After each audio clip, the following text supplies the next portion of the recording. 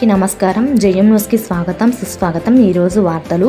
కృష్ణా జిల్లా గుడివాడ స్క్రోలింగ్. సుదీర్ఘ విరామం తర్వాత గుడివాడలో ప్రత్యక్షమైన మాజీ మంత్రి కొడాలి నాని గారు.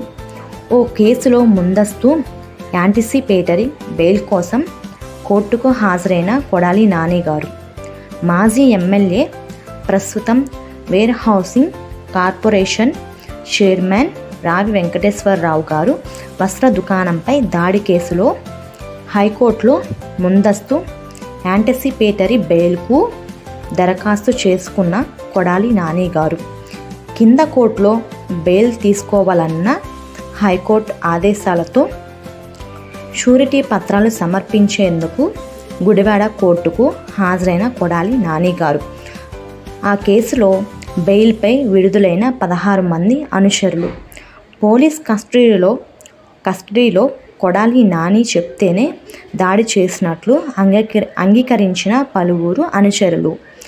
సార్వత్రిక ఎన్నికలు అనంతరం ఏడాది తర్వాత గుడివాడలో బహిరంగంగా కనిపించిన కొడాలి నాని గారు రాకతో కోర్టు వద్దకు చేరుకుంటున్న వైసీపీ శ్రేణులు